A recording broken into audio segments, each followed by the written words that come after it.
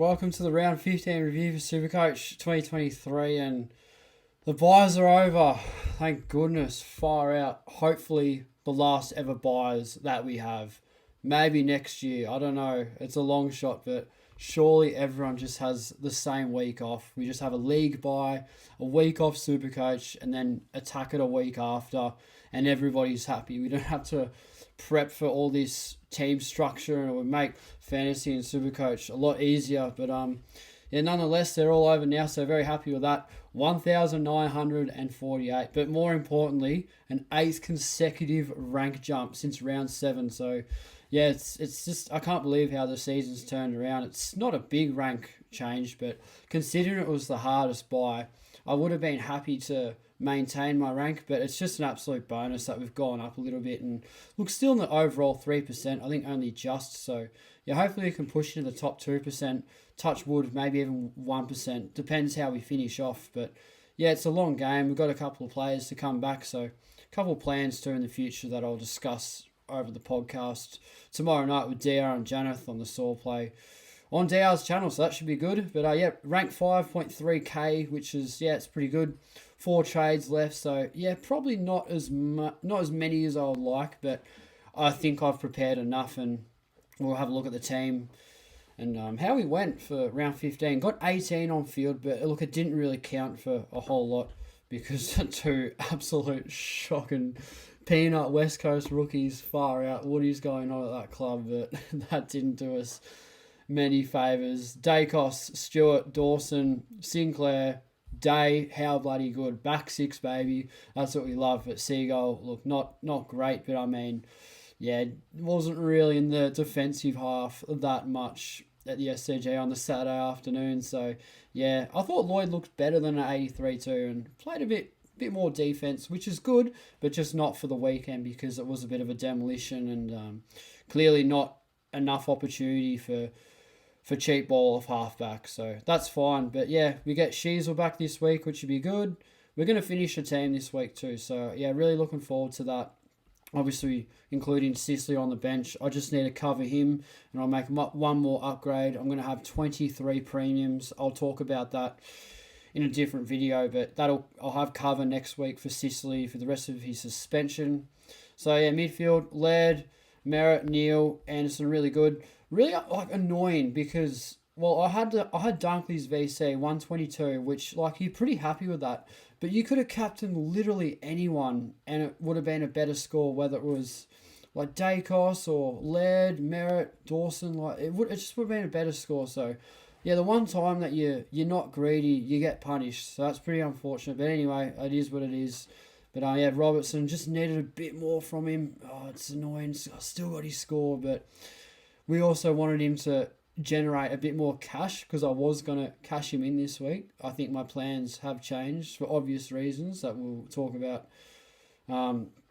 shortly. But yeah, that's all good. Winhagel was underdone. I thought he was better than 50. Probably turned it over a little bit. He did play bulk mid-minutes, so that's a bit alarming.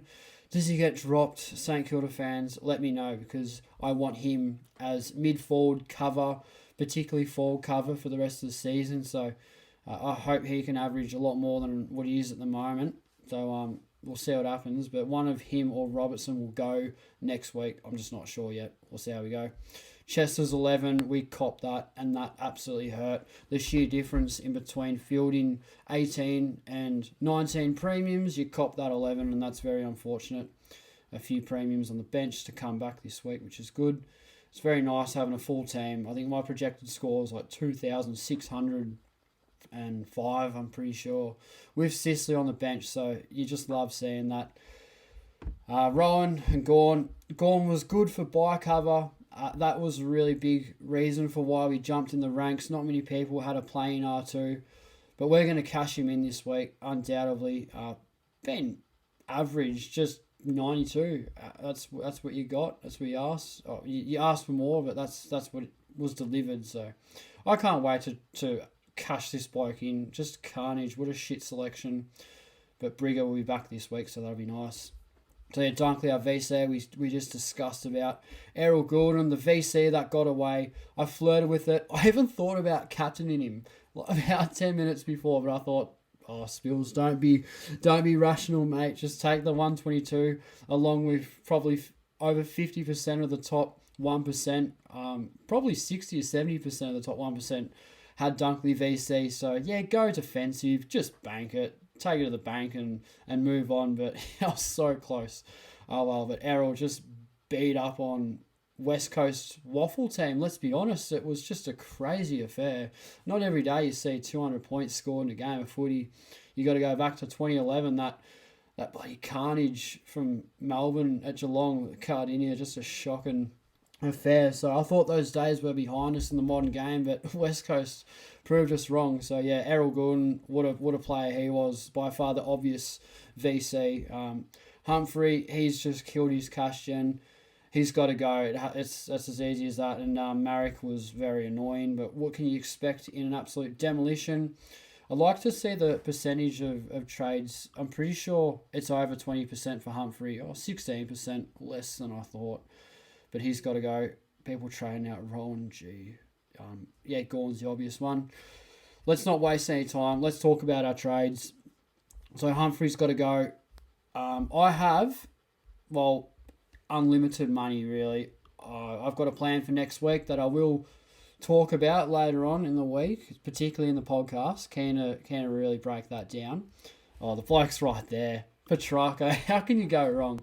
Just been so consistent. Oliver's just got so much uncertainty about him. I don't know if Butter's scoring is sustainable. He's injury prone. If he goes down, you're out of trades. You're fucked. So I'm not gaming up. Libber's had a really good season, but is his form sustainable being at that age? He's kind of peaked.